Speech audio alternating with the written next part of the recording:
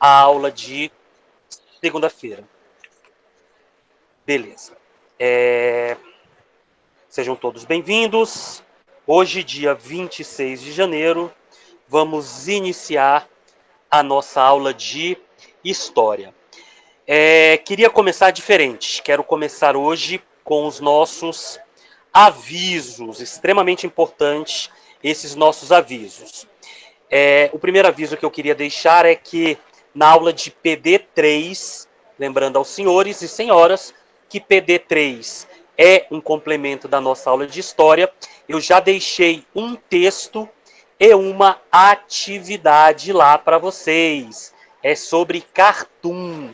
Então, é importante dentro da matéria que a gente está vendo de PD3, que seriam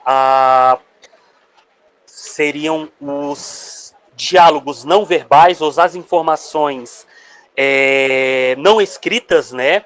A gente já trabalhou aí 3 formatos de linguagem não escrita. A gente já trabalhou a caricatura, a gente já trabalhou, agora estamos trabalhando o cartoon, e já trabalhamos, quem lembra do segundo? Charge. Muito bem, já trabalhamos a charge. Então agora, hoje mesmo, no comecinho da manhã, eu já postei lá um texto explicando o que era o cartoon. Lembrando que vocês devem estar habituados com cartoon quando vocês assistem aquele canal de TV a cabo, né? O Cartoon Network. Isso, só que esse Cartoon Network, ele está uma palavra em inglês. E, obviamente, a gente está falando Ele é cartoon com 2 Os. Com 2 Os e o N no final. E a gente sabe que na língua portuguesa a gente não tem palavras... É U e M. Isso, a gente não tem palavras com terminação N de navio e muito menos palavras que possuem o O junto, o hiato, né? O, principalmente formando o som de U. Então, obviamente a gente já fez essa transposição dessa palavra para o português, que é como vai aparecer para vocês, tanto em questões de história como questões de português. Ele vai aparecer esse cartoon, que vem do inglês cartão, né? Mas no formato em português. Então eu deixei lá o texto para vocês darem uma lida, para vocês entenderem o que é o cartoon e como a gente vai trabalhar. E já deixei uma atividade. Como é que é? O senhor postou essa atividade hoje? Isso, tudo hoje era por volta de umas 9h30, 10 horas da manhã. Então já está lá, peço que façam, porque essa atividade, essa última, ela também vai servir como revisão da prova de vocês. Até porque a prova da semana que vem vai cair questões de PD. Sim, na prova de vocês vai cair questões de PD. Tranquilos? Bom, falando então, já que estamos falando sobre a prova, professor, o que vai cair na prova de História? Então, galerinha, na prova de História de vocês, a gente vai estar com todo aquele conteúdo que a gente trabalhou desde lá daquela primeira aula que a gente teve no sábado, que a gente falou um pouco sobre pandemia, a pandemia atrelada àquelas 2 teorias, a teoria evolucionista e a teoria criacionista, principalmente no que tange, no que se difere, no que se propõe a teoria evolucionista, também chamada de teoria darwinista, por causa do cientista que inventou essa teoria, né, que ele foi o primeiro a estudar e o primeiro a criar essa teoria e comprovar de forma metodológica, que foi Charles Darwin. Lembram dele? A gente falou bastante sobre isso. A questão lá da girafa, depois eu trouxe a evolução dos seres humanos. Aí a gente falou um pouquinho do Homo habilis, a gente falou do Homo erectus e também falamos do Homo sapiens sapiens. Descobrimos que não tem nada a ver o macaco e o homem. Perfeito. Muito bem, que antigamente se falava que o homem descendia do macaco, e isso é uma tremenda de uma bobagem, o homem não tem nada a ver com o macaco, nós somos homonídeos e os macacos são primatas, é de outra linha genética, então não tem nada a ver. Apesar de estar, na época, né, quando a gente pensar lá no Homo erectus, ou antes do Homo erectus, nós tínhamos semelhanças muito próximas, né, com os macacos, né, com os descendentes dos primatas, mas a partir da nossa evolução, a nossa genética demonstrou ser uma genética completamente diferente da dos macacos. Tanto isso é verdade que hoje a gente convive, homem e macaco, no mesmo ambiente, e se fosse igual, a gente não teria mais macacos. Todos os macacos teriam evoluído para seres humanos. Isso não aconteceu. Por que isso não aconteceu? Porque são duas linhas evolutivas, geneticamente falando, distintas. Uma são a linha dos primatas e a outra dos hominídeos, ou homens, como a gente já nos colocamos, né? Nós somos mamíferos humanos, né? Nossa classe é diferente. Tranquilo, falamos bastante sobre isso. Ainda falamos, né? Fiz exemplos da atualidade tratando sobre essa questão que nós continuamos evoluindo. Lembra que eu citei o caso dos dentes do siso e das amígdalas, né? Que os humanos de hoje em dia, se a gente pegar, né? A gente já tem casos de crianças que já estão nascendo completamente sem os dentes do siso e completamente sem as amígdalas. Por quê? Porque hoje em dia, para que serve o dente do siso? Só para doer e para tirar. Não existe mais nenhuma utilidade para nossa vida cotidiana. Aí o ser humano evoluiu para poder tirar o siso. Isso, para poder não nascer mais com o siso. Perfeito, essa é a nossa evolução. Se a gente pensar alguns séculos atrás, o tipo de alimentação que os seres humanos tinham era o necessário, a gente tinha uma mandíbula maior. Então essa mandíbula maior comportava essa quantidade de dente maior. Conforme até a nossa fisiologia, o nosso crânio foi diminuindo, a nossa mandíbula foi diminuindo, obviamente que essa quantidade de dente, lembrando que o dente do siso são 4. O ser humano foi se adaptando com o que precisava adaptar. Adaptar. Então, se a gente pensar, lembro, o dente do siso são 4, 2 inferiores e 2 superiores. Como o nosso crânio e a nossa mandíbula diminuiu, o dente do siso hoje, ele simplesmente atrapalha a boa formação dos nossos dentes. Quem nasce com dente de siso, se não arrancar, ele vai formar aquele dente encavalado. Por quê?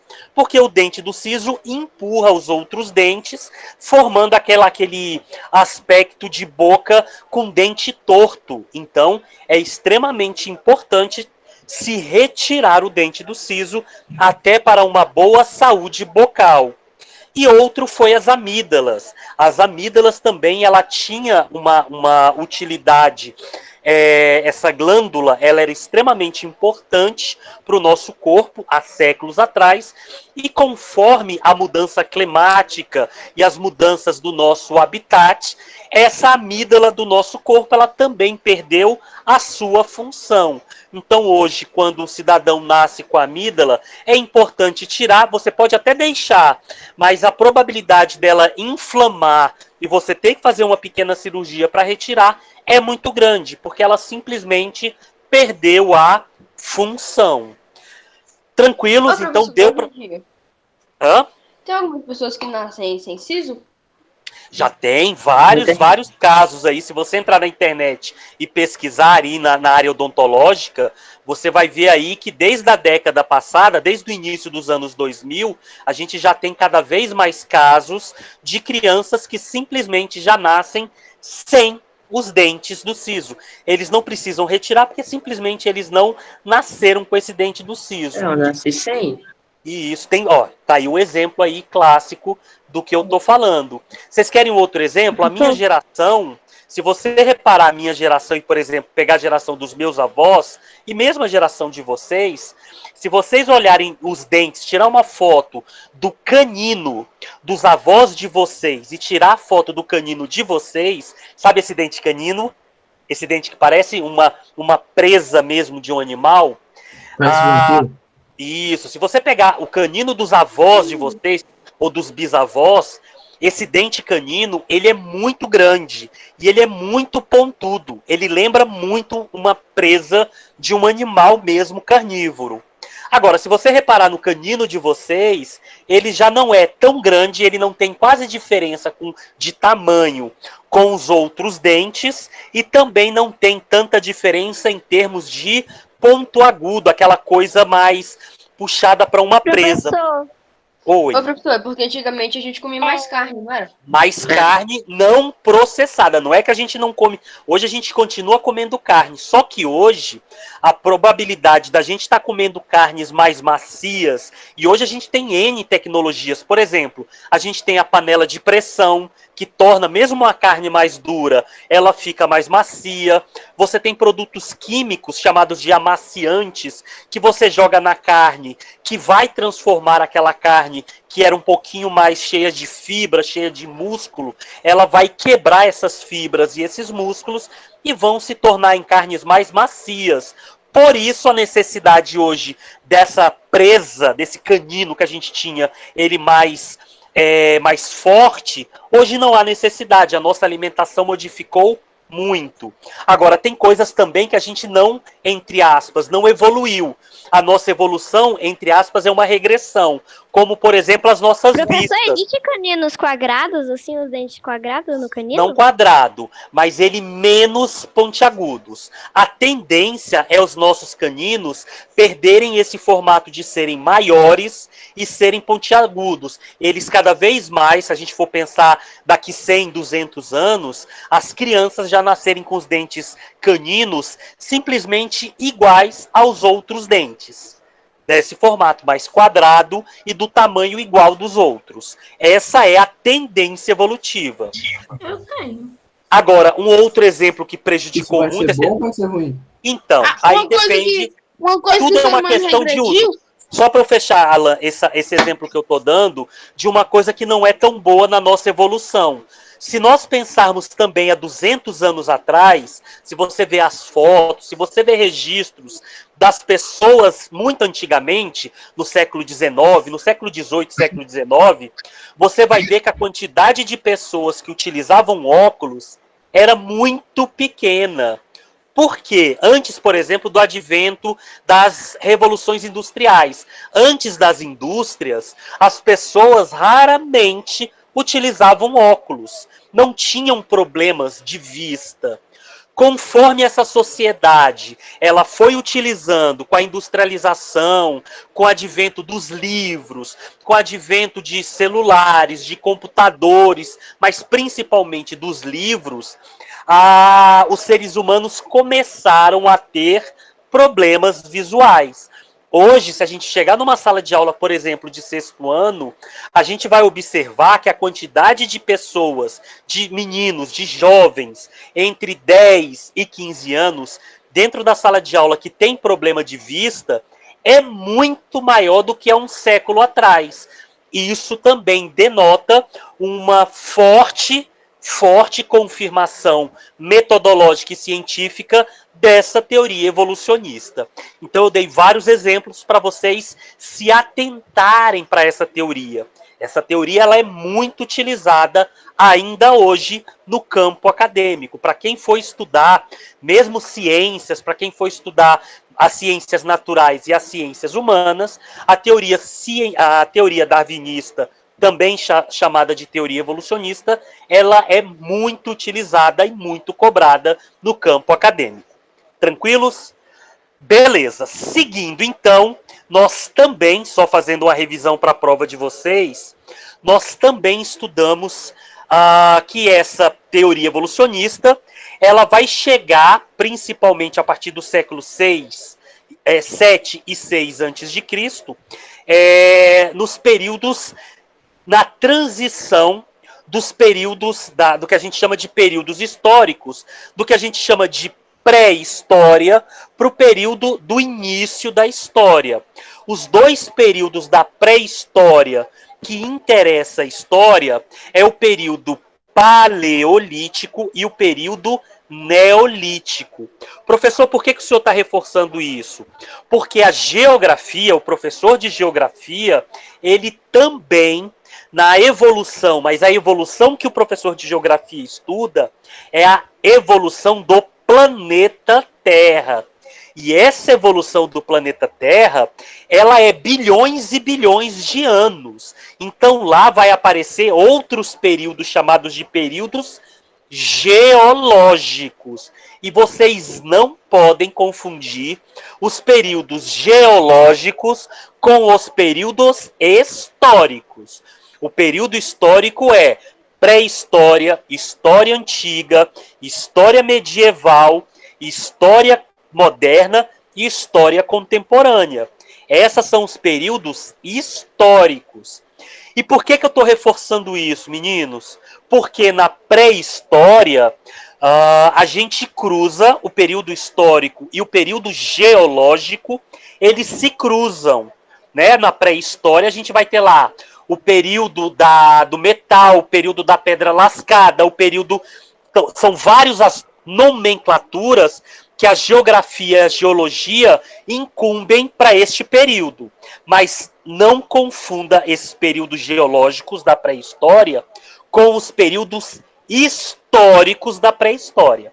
Os períodos históricos da pré-história são dois: o período paleolítico e o período neolítico. Professor, mas por que tem diferença? Por causa do conceito de história ser diferente do conceito de geografia. Lembra no primeiro dia de aula que eu disse que a geografia, ela estuda o geo, ela estuda o planeta Terra e as suas derivações. É isso que a geografia estuda.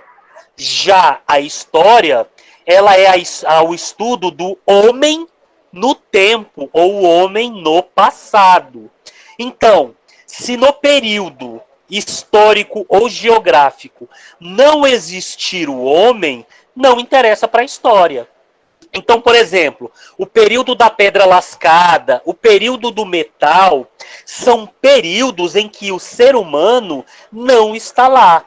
Pode até existir o hominídeo no período dele, no processo dele evolutivo. Como, por exemplo, no período da pedra lascada, a gente já vai ter lá o Homo habilis. O Homo habilis, ele está lá. Mas eu considero ele um ser humano? Ainda não. Ele ainda é um hominídeo, ele ainda está passando do seu processo evolutivo. Mas ainda em termos conceituais, a gente não considera ele ainda um homem formado. Professor, então a pergunta é: quando que a história considera o homem como homem já formado, como um ser humano? A partir do Homo sapiens sapiens. E quando é que o Homo sapiens sapiens vai viver no planeta Terra? É aí que a gente cruza. Na pré-história, só que no período paleolítico e no período neolítico. É justamente nessa transição. Eu vou sair encarar pelo notebook porque meu irmão vai fazer aula pelo meu celular, tá? Tranquilo, tô te aguardando. Volta logo. Ô, professor, pré-história não conta, né? Como períodos, assim? Não, então você não tá pegando, Alan. Vamos lá. A pré-história, ela só é considerada pré-história em dois momentos da pré-história. Paleolítico. Por quê? Isso, no período paleolítico e no período neolítico, ainda é pré-história. Uai, professor, então a gente estuda por quê? Porque já existe no período paleolítico e neolítico o Homo sapiens sapiens. O Homo sapiens sapiens já é considerado o homem, porque ele está 99,9% igual a gente hoje. Ele já é considerado o ser humano. Antes dele, que é o Homo habilis, ele é um hominídeo. Ele ainda é um homem em formação. ele ainda não é considerado um ser humano. Por isso que antes do período paleolítico, o período da pedra lascada, nós não consideramos para o estudo da história. A geografia vai estudar. Então mas... a pré-história começa a contar como períodos a partir do período paleolítico e neolítico. Fechado. Show de bola. Se todo mundo entendeu, família, é exatamente isso. Para a pré-história, para o estudo da história, a pré-história começa quando existe o ser humano. E quando é que o ser humano existe? A partir do Homo sapiens sapiens. E quando é isso? No período paleolítico e no período neolítico. Fechou? Se vocês entenderem isso, vocês já vão ganhar uma questão da prova de vocês lá. Se vocês conseguiram entender. Se não conseguiram, por favor, a hora de tirar a dúvida é agora. Eu estou tirando uma aula para a gente fazer a revisão para a prova. Professor, Alguma dúvida sobre isso? Diga. sim. Pode falar de memorizar. Tainá, eu vou pedir para você falar de novo, que deu um som junto aí com o seu. Fala devagar. O senhor pode falar de novo para me memorizar, porque travou. Não tem problema não, travou para você, mas lembra que essa aula de revisão, ela está sendo gravada e eu vou disponibilizar para vocês, justamente para a gente não precisar perder tempo com esse tipo de volta. Travou, mas travou para vocês. No áudio, tá bem. Então eu vou estar disponibilizando, você dá uma revisada lá na gravação que eu vou disponibilizar terminando essa aula. Fechou? Então vamos lá, para a gente não perder tempo, se a gente não tem dúvida sobre... Eu tenho mais uma pergunta também. Sabe aquele lá de copiar os negócios, que é a civilização egípcia? O diário de bordo. Diário de bordo. Isso. Aí eu parei... Eu tinha parado no Alto Egito. Aí, tipo, no Baixo Egito, travou muito e não consegui entender a explicação. Nem do baixo, nem do alto. Então eu vou ter que dar uma olhada lá, o que houve com o áudio, porque eu passei ele e tava normal. Não, pra mim tá normal. É por causa da mim, não. Deve ter sido a sua internet. Depois dá uma olhada lá direitinho, porque eu só posto vídeo revisado.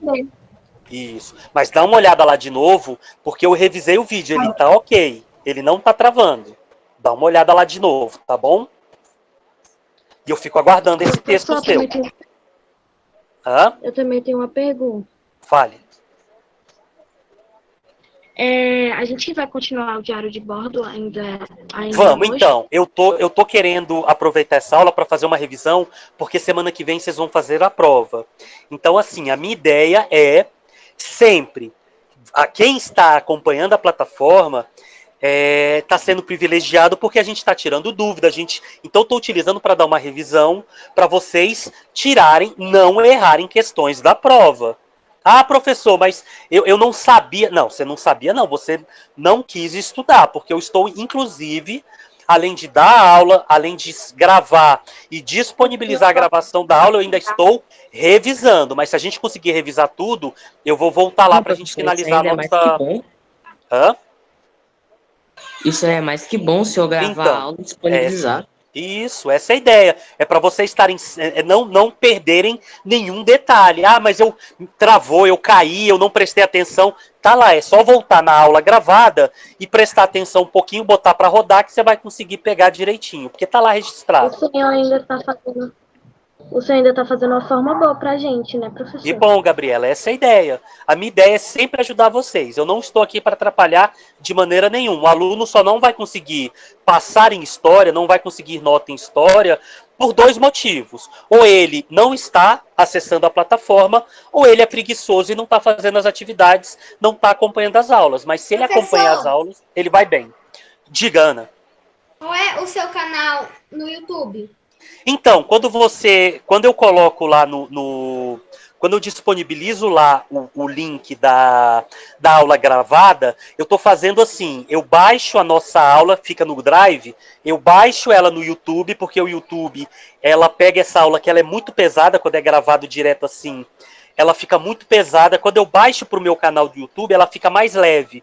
E o que eu estou disponibilizando aí, na plataforma Meet, na Meet não, na plataforma do Google Sala de Aula, é o link da minha plataforma lá no YouTube. Então, se você olhar lá, você já pode se inscrever a partir, se você for lá nos comentários, ele já vai aparecer o meu canal. É só clicar lá e se inscrever. Vou ficar até muito agradecido. Deixa seu like, né, família? Vamos crescer, vamos alcançar mil gente lá no YouTube pra gente fortalecer a nossa família. Tá bom? Brincadeiras à parte. Ô, Luiz, Luiz Henrique, eu acho que o seu tá dando microfonia. que está cortando o cabelo é o som da máquina. Então vamos lá, galerinha. Então fechamos a parte de pré-história. Ah, não, calma.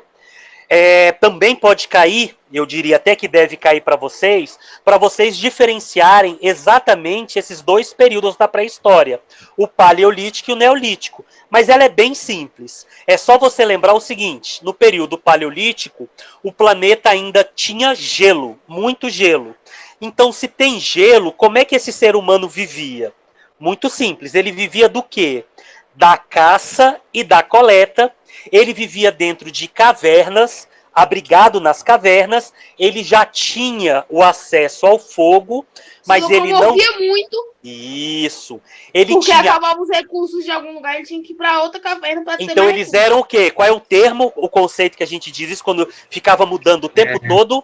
Nômades. Perfeito, Alan. Eles eram povos nômades. Perfeito. Uma curiosidade é exatamente nesse período que a professora de artes, aí é artes, né, nem história, mas pode cair para vocês uma, vamos dizer assim, uma questão interdisciplinar entre as duas matérias, nesse período paleolítico que os homens vão começar a fazer pinturas dentro das cavernas. Que pinturas são essas? As pinturas chamadas de pinturas ou desenhos? Perfeito, Maria Luísa. As pinturas rupestres. Perfeito. Isso normalmente cai numa questão de artes. Mas às vezes o professor, como ele comentou, ele fala: deixa eu ver se os alunos estão ligados nos Paranauê. Eu vou lá e coloco uma pintura rupestre lá para vocês. Por que que a pintura rupestre surgiu na pré-história? Lá no período paleolítico. O homem já existia, é o Homo sapiens sapiens.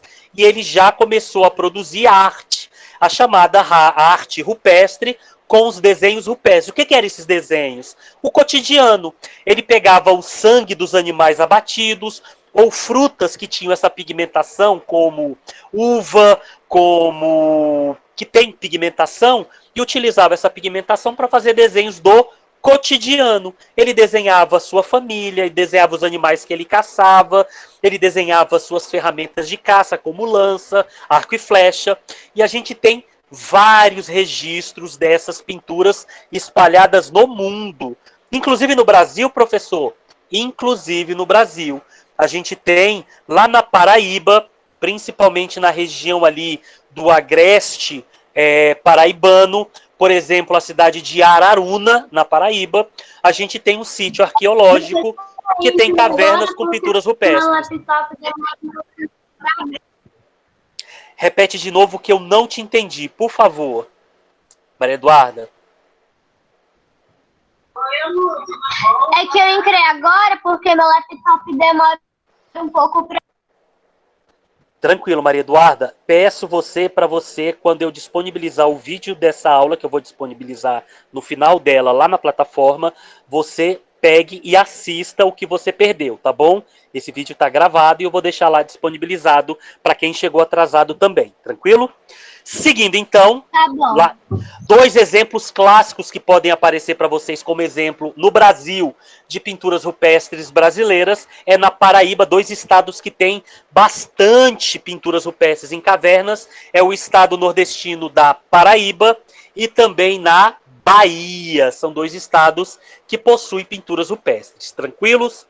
Bom, diferenciado, então, passados alguns séculos, a gente sai do período paleolítico e a gente entra no período neolítico. O período neolítico é justamente o final da pré-história e o início da antiguidade. O período neolítico é justamente quando vai ter o degelo no planeta. O que é o degelo? Exatamente, o planeta ele vai, a não ser nos seus 2 polos, o Polo Norte e o Polo Sul, que vão permanecer com baixas temperaturas e, obviamente, com gelo, o restante do planeta, a gente vai começar a ter um degelo e já formar, aí o professor de geografia vai explicar como isso aconteceu, mas já vai começar essa formação do planeta muito próxima ao que a gente tem hoje. Começar os continentes a se separar. A se separarem, chamada de Pangeia, que é uma característica geográfica justamente dessa separação dos continentes, e também as formações do que a gente chama da primavera, verão, outono, inverno, por causa dos meridianos, né?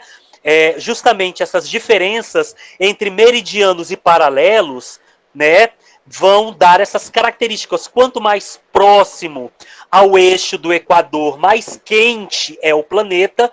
Quanto mais próximos aos polos, mais frio é o planeta.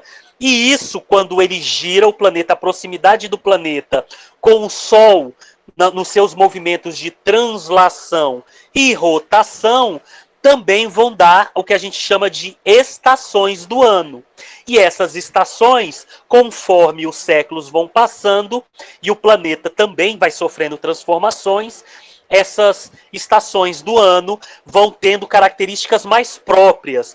Tem lugares do planeta que você tem características de estações do ano muito bem definidas. Você sabe características do verão, características do outono, do inverno e da primavera.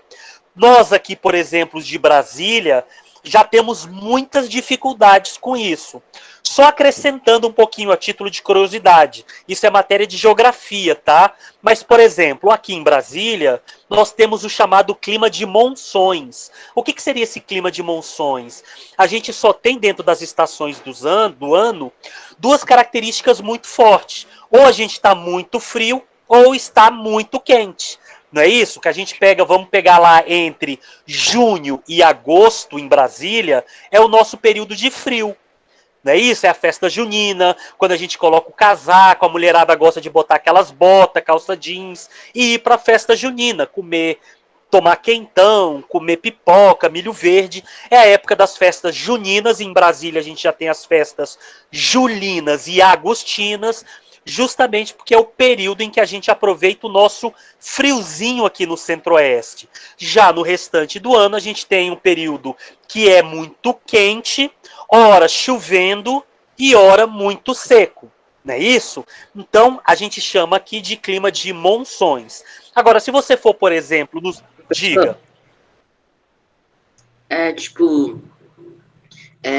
Eu tenho uma pergunta assim que eu acho que vai ser muito curiosa mesmo. Que bom. Como é que a Rússia, ela fica quase todo o tempo assim, nevando? Então, é só você colocar o eixo, o trópico, se não me engano, o trópico lá do hemisfério norte é o trópico de Capricórnio. Se você chegar e botar no mapa mundi, por exemplo, a Rússia, a Suécia, a Suíça, que mais? São países, a própria Alemanha, a chamada antigamente Alemanha Oriental, mas a Alemanha do Norte, por exemplo, são países que estão muito próximos da onde? Do trópico de Capricórnio e próximo ao Polo Norte. Então, repito, quanto mais próximo o país está, o Canadá, aqui na América, quanto mais próximo aos polos, mais frio esse planeta, mais frio esse país. E quanto mais frio esse país, mais gelo, né? Quando as temperaturas são baixas, o que acontece quando você vai abaixo de zero? A formação de gelo. Então, todos os países próximos, tanto do hemisfério do Polo Norte, quanto do hemisfério do Polo Sul, são países mais gelados. É o nosso caso aqui, agora já falando aqui do hemisfério sul, do trópico de Câncer, do nosso sul do país. Quando a gente vai ali para Santa Catarina, Rio Grande do Sul e Paraná, que são os nossos 3 estados que são mais próximos ao trópico de Câncer, são os nossos estados que são mais frios. O centro-oeste, que está bem alinhado com o eixo do Equador, aqui a gente não tem tanto frio. Por quê? Porque estamos mais próximos, alinhados ao centro do planeta.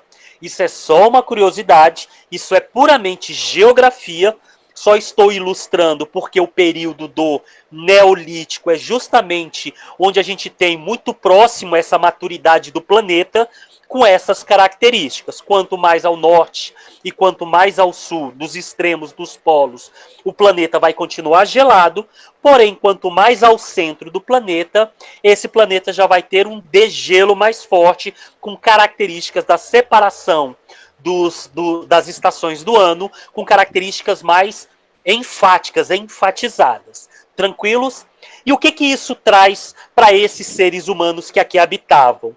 Simples. É agora que esses seres humanos que antes tinham características de serem nômades começam a se transformar em civilizações, em povos sedentários. Professor, o que isso significa? Significa que agora o planeta tem características que eu não preciso estar buscando o meu alimento. O alimento eu já posso cultivar esse alimento. Eu já posso fazer plantações agrícolas, eu já posso domesticar os animais e eu já posso me estabelecer no local. Eu não preciso ficar mudando atrás de comida. Aí o ser humano começou a ficar mais sedentário, foi a partir daí. Sedentário. E em que período é esse, professor? É exatamente no período neolítico, que é a transição do período pré-histórico para o início da história. Que história? A história antiga. E, professor, a história gosta de ter marco. O que é um marco? Um marco é um evento, como o próprio nome diz, que marca essa transição, que ela é um fato que vai ficar para a história, que marca exatamente a transição. Nós deixamos de ter a pré-história e iniciamos a história antiga. E, professor, qual é o evento histórico que marca o início da história antiga? A formação ou o surgimento dos povos mesopotâmicos. O surgimento da Mesopotâmia. E aqui vocês já estão craques. Primeiro, o que seria a Mesopotâmia? É um historiador, nasceu aonde? Quem é esse historiador e qual era a nacionalidade desse historiador? Quem se lembra? Que deu o nome à Mesopotâmia? Isso! Ele é Heródoto. Heródoto. Heródoto. Nasceu na Grécia. E ele era... Exatamente. E ele era considerado, Heródoto foi considerado o primeiro historiador justamente porque ele foi um grego que teve a preocupação de buscar elementos para ele guardar para a história. Ele vai criar, né, documentos que vai preservar a história dos povos antigos. Então, justamente nessa peregrinação, ele vai sair da Grécia e vai lá para o Oriente Médio, nessa região, e ele vai olhar e falar assim, olha que interessante, esses povos que estão surgindo, essas civilizações, essas cidades, Uruk, Fenícia, todas essas cidades que começaram a surgir, vão surgir em volta de 2 rios. Quais são esses 2 rios? Rio Nilo. Na Mesopotâmia, não. Na Mesopotâmia é Tigres e Eufrates. Perfeito. Galerinha, não confunda, exato. A Mesopotâmia ela é uma região. O fértil crescente é outra região. Aquele exemplo que a gente... Por que chama fértil crescente? Porque ela forma como se fosse uma lua no período do fértil crescente. Na região do fértil crescente, a gente acrescenta 2 rios. O rio Nilo e o rio Jordão. E 2 novas civilizações. A civilização egípcia, no norte da África, e a civilização hebraica, o povo hebreu, que ficava ao norte. Isso. Mas ficava não no rio Tigre e Eufrates. O povo hebreu vai surgir em volta do rio Jordão. Perfeito. Então, cuidado. Olha o peguinha que vai aparecer lá para vocês. que vocês podem cair e muito aluno cai, os desatentos. Vocês, eu já estou falando aqui que pode cair.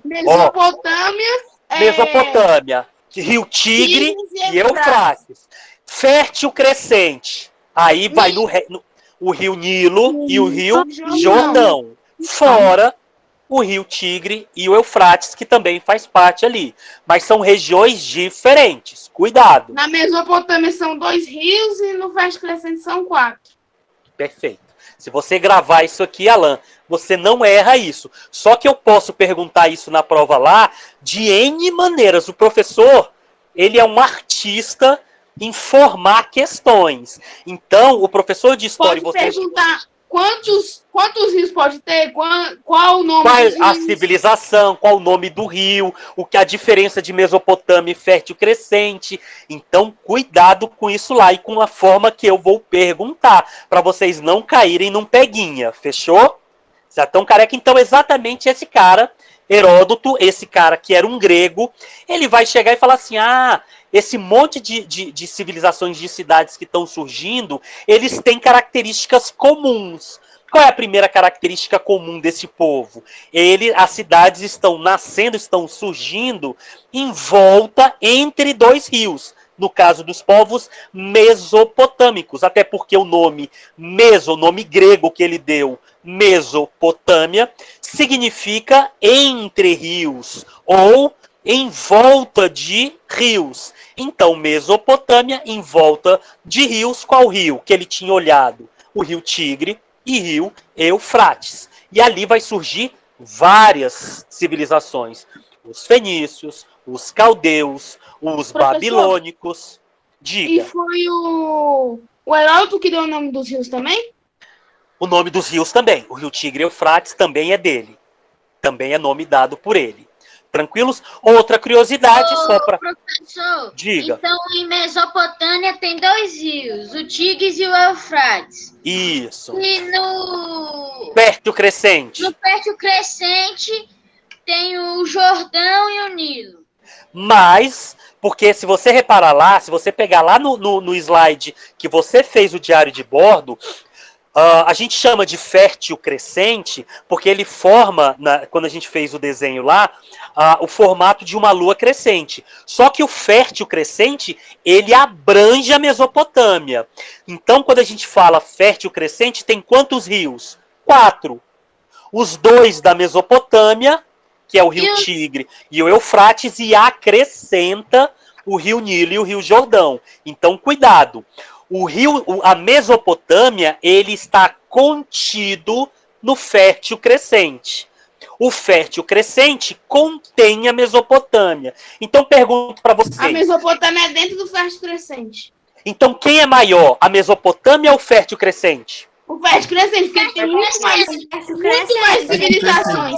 Perfeito, ele foi até galera. na África. Tem muito mais civilizações, foi até na África. É isso que tem que estar na cabeça de vocês. Se está isso na cabeça de vocês, eu posso perguntar isso de trocentas, de várias maneiras diferentes. Mas se você está guardando o conceito no fundo do coração, vocês não erram isso. O Fértil Crescente, ele é maior. Porque ele vai pegar o norte da África e toda a região do Oriente Médio. A Mesopotâmia, ela só pega a região que fica entre o Rio Tigre e o Rio Eufrates. Tá vendo como ela é menorzinha?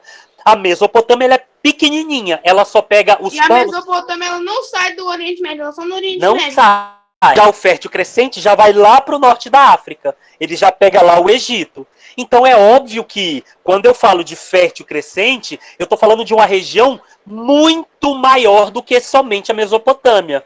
Professor, mas a Mesopotâmia, a gente estudou lá um monte de coisa, um monte de cidades. Sim, tem muitas cidades, mas a região ela é menor. O Fértil Crescente tem menos cidades, só acrescentou o povo hebreu e só acrescentou o Egito, mas a região é muito maior, porque ela inclusive abrange isso. Porque dentro do Egito pode ter, e da cidade hebreu, pode ter mais povos. Isso. Eu posso pegar numa região pequenininha e acrescentar um monte de gente, um monte de cidades. Mas isso quer dizer, quando eu falo a região norte, por exemplo, vamos lá. A região sul do Brasil tem muito mais gente, por exemplo, do que a região nordeste. Tem muito mais gente a região sul do que a região nordeste. Mas a região nordeste tem muito mais cidades do que a região sudeste. Pergunto para vocês, quem é maior? A região nordeste ou a região sudeste? Nordeste. Nordeste, mas o A Sudeste região nordeste tem gente. muito mais. A região sudeste tem mais gente. Mas São não Paulo significa tem um que é monte de maior. A Isso região é nordeste um de monte de extensão. Eu tô falando de extensão. Peraí, gente, só para vocês não confundir, Pedrão, se liga. Cuidado, quando eu falar de região, eu estou falando de território. Eu não estou falando de população. Isso é importante quando a gente for cruzar informações, de novo, com geografia. Quando vocês forem estudar e analisar, por exemplo, um mapa, né, um mapa cartográfico, vocês têm que tomar cuidado com o título do mapa. O que aquele mapa está estudando? Se é um mapa territorial ou se é um mapa populacional. No mapa territorial, território, quantidade de metros quadrados, o Nordeste é maior em termos territoriais do que o sul do país, do que o sudoeste do país. Porém, se a gente for estudar essa mesma região, só que a população, a região do Sudeste, mesmo que territorialmente é menor, mas em termos de população, de quantidade de gente, tem muito mais gente no Sudeste, São Paulo, Minas Gerais e Espírito Santo, tem muito mais gente do que no Nordeste brasileiro. Territorialmente, o Nordeste é maior, tem muito mais território, mas de população de gente, tem mais gente em São Paulo, Rio de Janeiro e Espírito Santo do que em Minas Gerais, do que na Paraíba, na Bahia. Deu para entender a diferença? Deu. Ô, professor, e a gente descobre isso fácil quando a gente viaja de carro. A gente fica quase 2 dias andando no Nordeste e não acaba. Perfeito. É verdade. Verdade. E Então, o território. Rapidinho, chega. O que o Pedro está dizendo é exatamente isso, corroborando. Quando você vai andar, ou seja, é território do Nordeste, do estado nordestino, né, da região Nordeste do Brasil, territorialmente, ela é muito grande. Ela é muito grande. Quando a gente vai aqui para o Centro-Oeste, rapidinho você chega. Ou seja, em termos de território, o Sul é menor do que o Nordeste. E quando a gente fala de população, aí não. É o Sudeste que é maior que o Nordeste. Só o estado de São Paulo é gente que não acaba mais. É muita gente. Só São Paulo já tem mais gente do que, por exemplo, só a Cracolândia já tem mais gente do que, por exemplo, sei lá, Piauí. É verdade. Agora, transportando para o que a gente está falando, o que eu quero dizer é o seguinte: em termos de gente, população, a região mesopotâmica tem muito mais gente, muito mais povos, tem muito mais gente, apesar do território ser menor do que o do Fértil Crescente.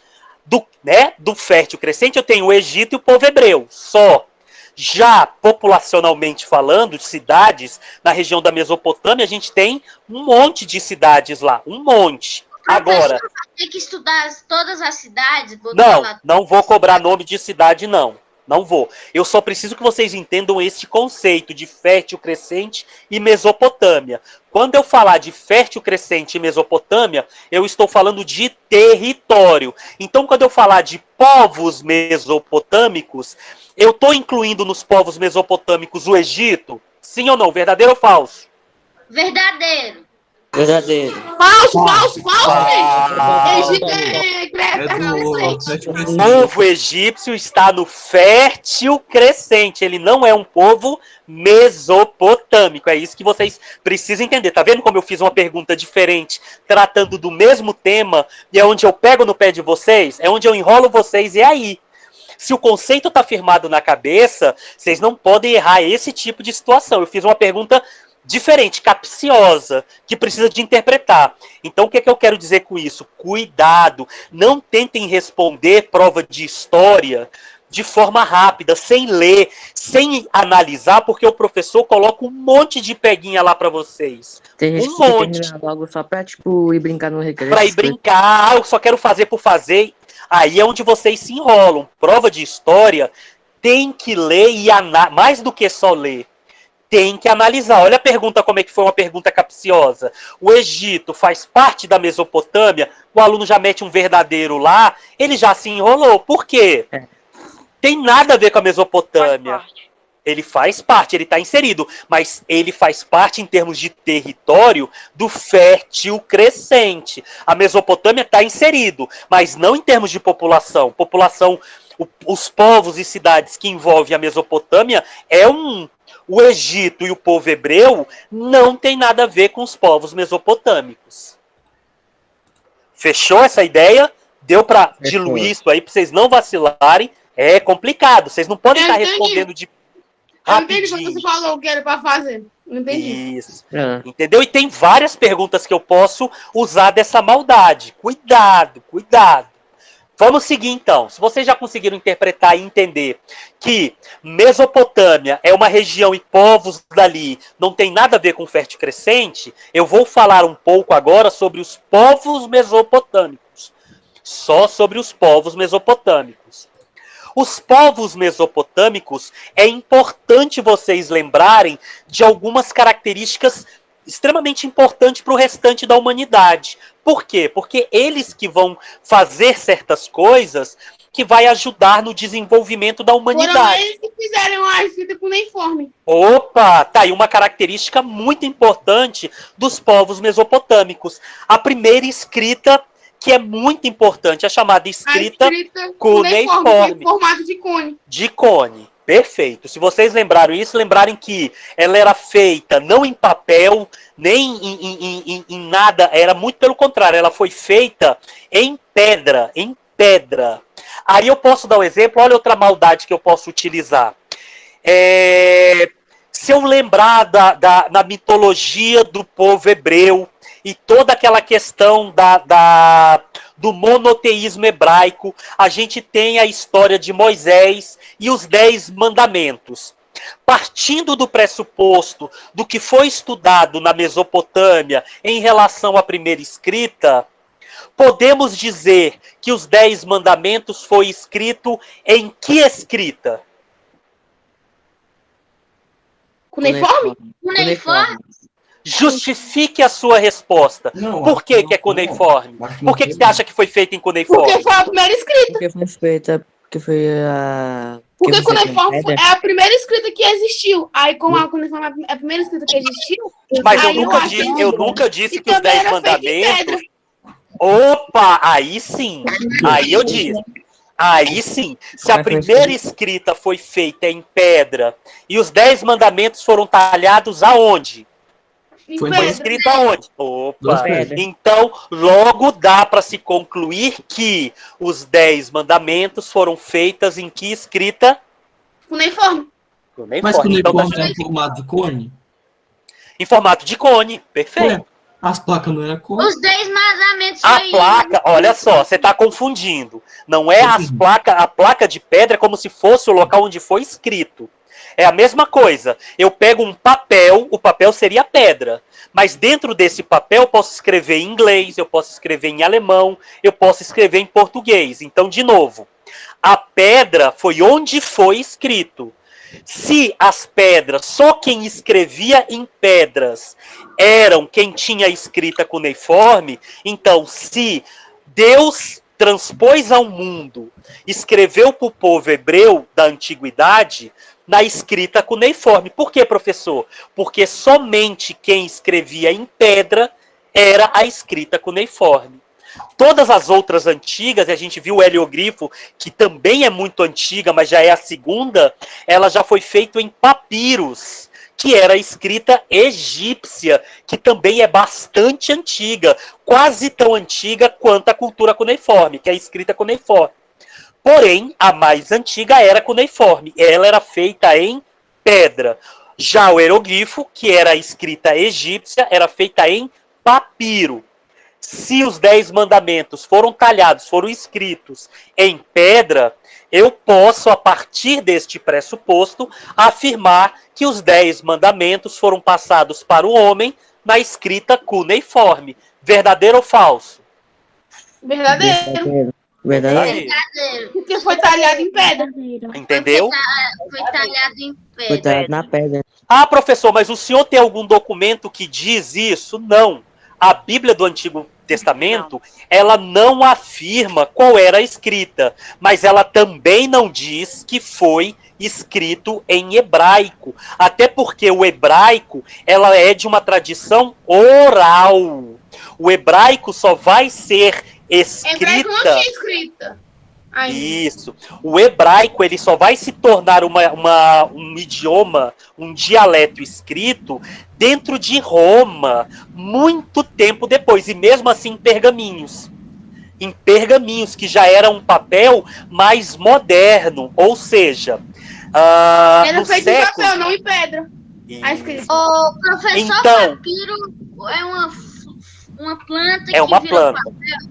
Isso. Aí O papiro, ele é, lembra que eu falei? O papiro, ele é um pouquinho... Não. O papiro, ele é uma planta mais grossa do que a celulose. A celulose também advém de uma planta, né? A celulosa também advém de uma planta. Só que a celulose, ela junto com outros ingredientes químicos, ela forma o nosso papel moderno. O nosso papel moderno advém da celulose.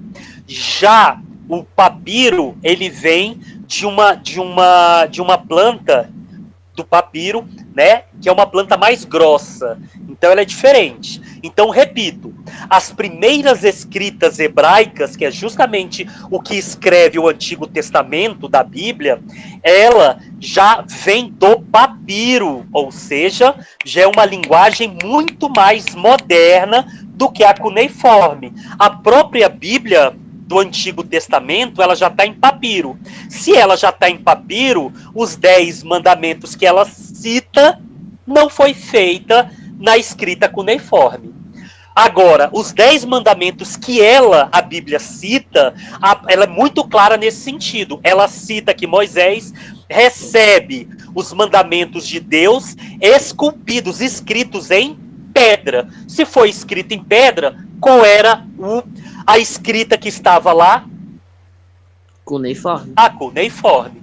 Mesmo a Bíblia não citando ipsilítere, não citando, por termos racionais, eu posso concluir que um povo antigo que está citando a primeira e única escrita em pedra que foi feita, essa escrita, logicamente, racionalmente falando, eu posso concluir que a escrita dos 10 mandamentos foi escrita em escrita cuneiforme. Professor, vai cair na prova sobre Moisés e José? Ainda não. Isso eu já vou, mas é um pouquinho mais profundo, já vai ser... já no segundo bimestre, que eu vou pegar vocês disso aí. Então, eu boto nos slides, mas eu não preciso estudar aquilo para a prova. Para a prova, não. Para a vida sempre, né? Não, Pedrão? Lembra que a gente estuda para a vida. Estudar é para a vida. Ah, eu não vou usar nessa prova de hoje. Sim, mas com certeza para a vida, amanhã ou depois, este conhecimento vai ser usado. E lembra que conhecimento, ela nem pesa para você. Quanto mais conhecimento, melhor para todo mundo. Principalmente para nós mesmos. Não é verdade? Fechou. Então, cuidado. Aluno de história não estuda para a prova, ele estuda para a vida. Guardem isso no coração de vocês. O aluno de história não estuda para a prova. O aluno de história estuda para a vida, porque ele sempre vai utilizar o conhecimento dele. Fechou? É o que te diferencia. Toda vez que você for conversar com alguém olha para você e fala: vem cá, você gosta de história? Gosto. Como é que você sabe disso? Porque você é uma pessoa que tem muito conhecimento. Você nunca vai falar o que você acha. Você sempre vai falar se baseando num conhecimento que você teve. Fechou? Professor. Diga.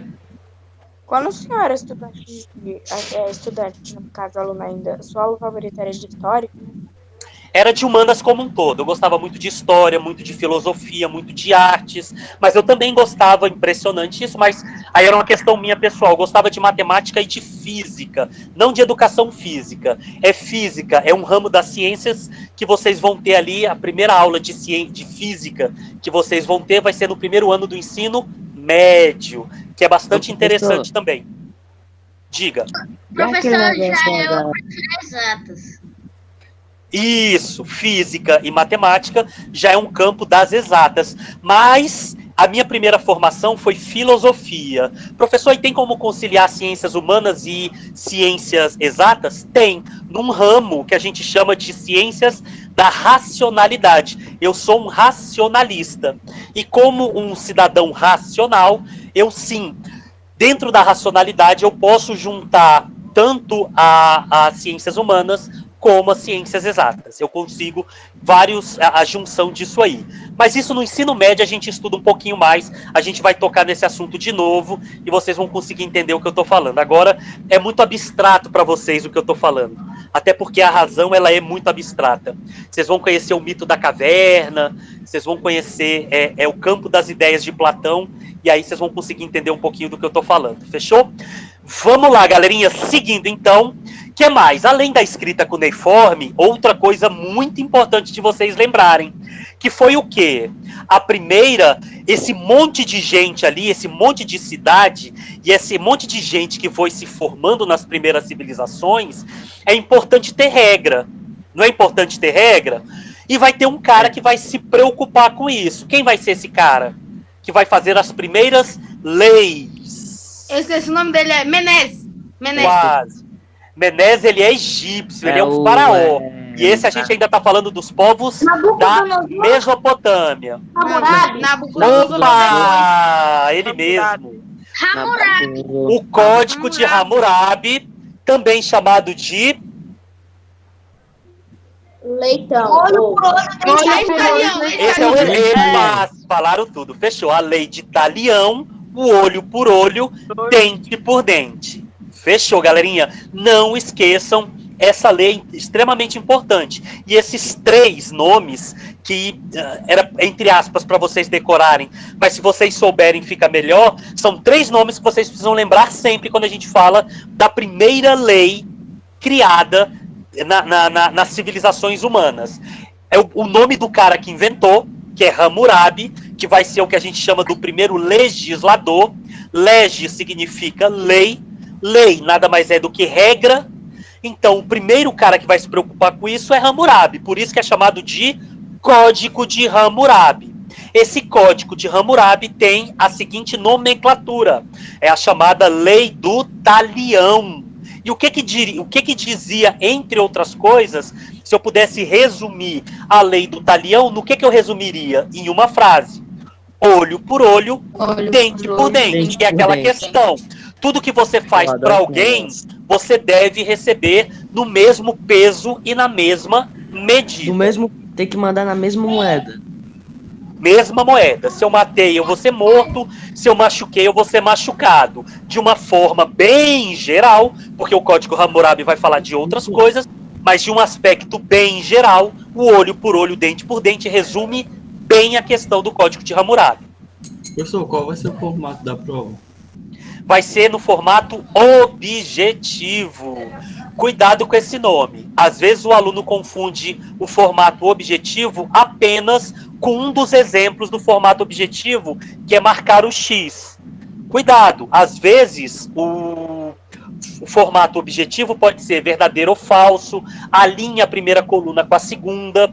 Tudo isso a gente chama de formato objetivo. A gente tem também o... Hã?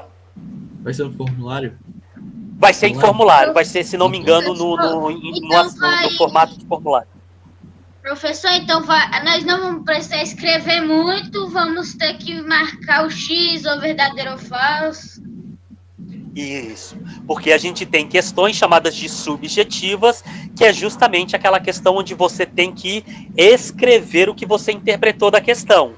Então, normalmente analise um texto ou diga se é verdadeiro ou falso e justifique. Então, quando você tem que justificar com as suas palavras, a parte de marcar verdadeiro ou falso, ela é no formato objetivo, e quando você é obrigado a justificar, ela está no formato subjetivo. É quando vocês chamam de ter que escrever.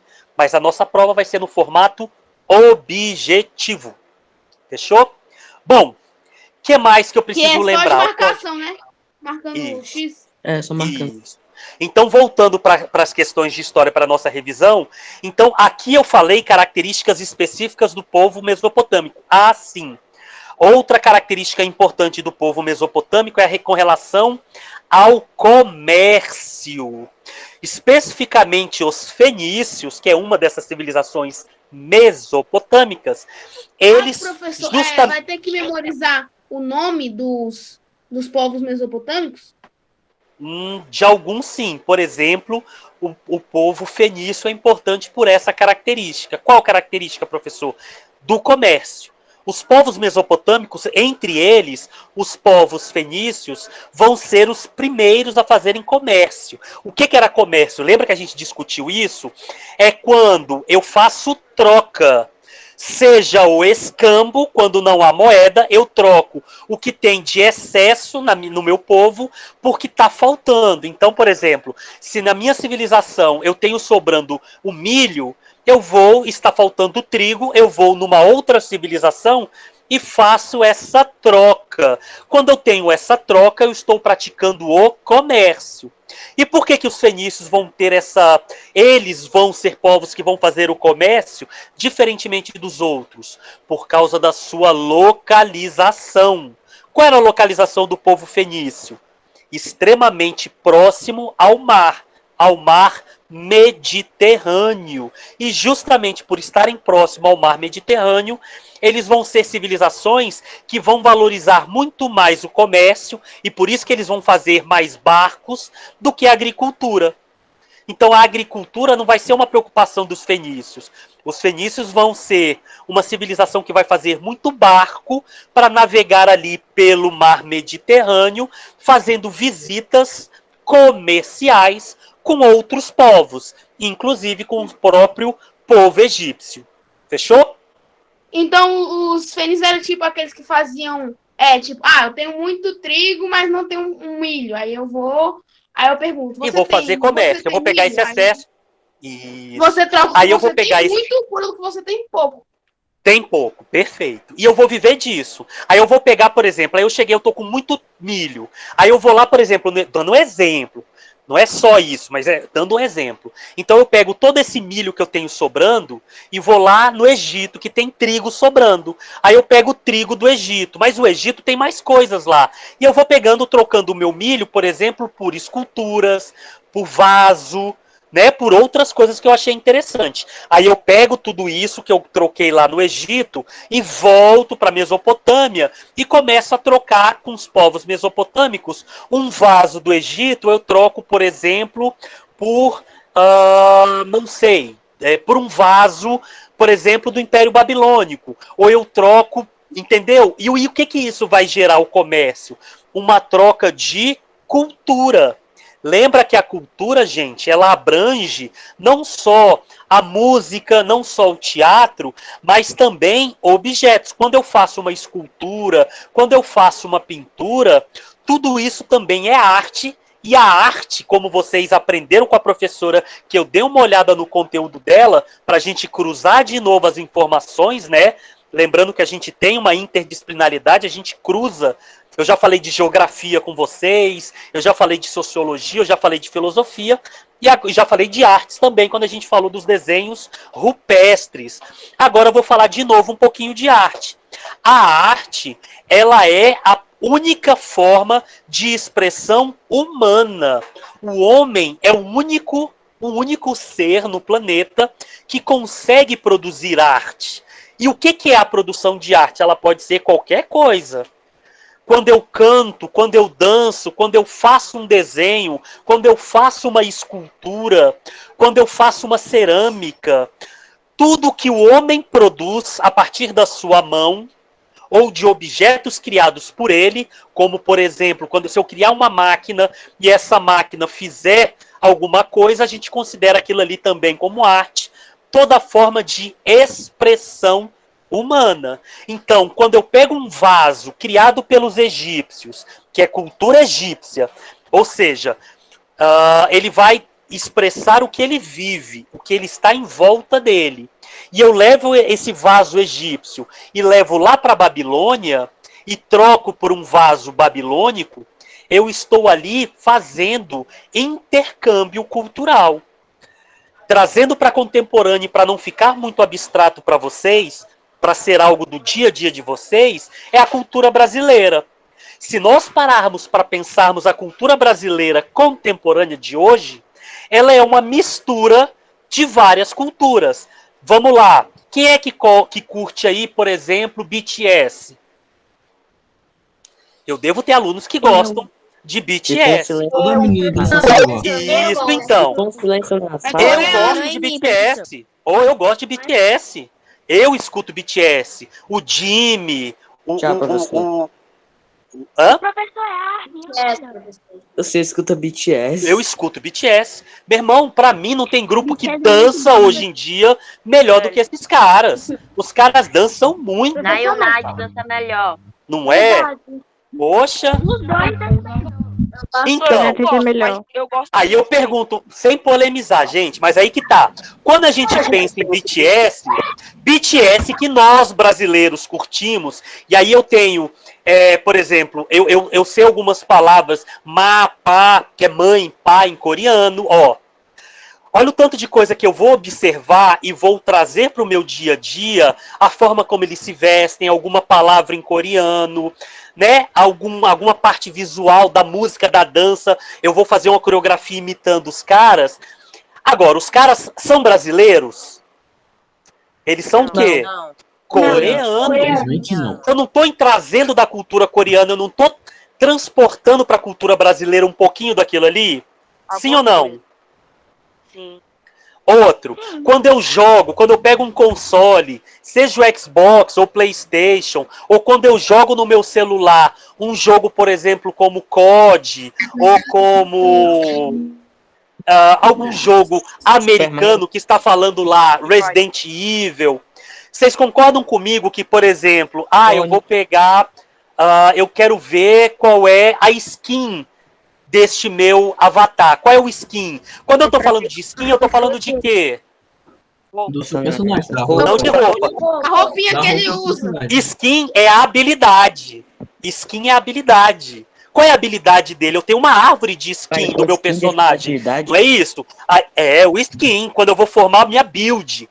Build é exatamente isso. Qual é o escudo que eu estou usando? Qual é a arma que eu estou usando? Eu vou formar uma build. Mas eu tenho também personagens que, além da build, que é se ele usa espada, se ele usa revólver, se ele usa escopeta, mas eu tenho a skin. Que é o quê? Ele pode ser mágico, não é isso? Ele pode ser um cavaleiro. E essas palavras que eu estou utilizando, ela vem da onde? Do jogo? Do inglês. Tá vendo como vocês utilizam o inglês sem saber? Muita coisa que a gente hoje já trouxe para o nosso cotidiano, para a cultura brasileira, mas ela advém de outra cultura. Por exemplo, o inglês, a gente usa muito. Meu irmão, minha build tá top. Meu irmão, tela o pai pra você ver como é que nós estamos aqui no comando. Agora eu vou melhorar a skill do meu personagem, eu vou melhorar a habilidade dele.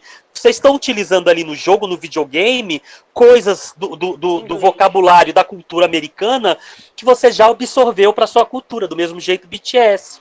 Agora, também é assim também. Sempre. Agora, lembrando aos senhores que a cultura brasileira, de início, lá no século XVI, ela é formada de 3 culturas diferentes. A cultura europeia portuguesa, inclusive o nosso idioma e a nossa religião.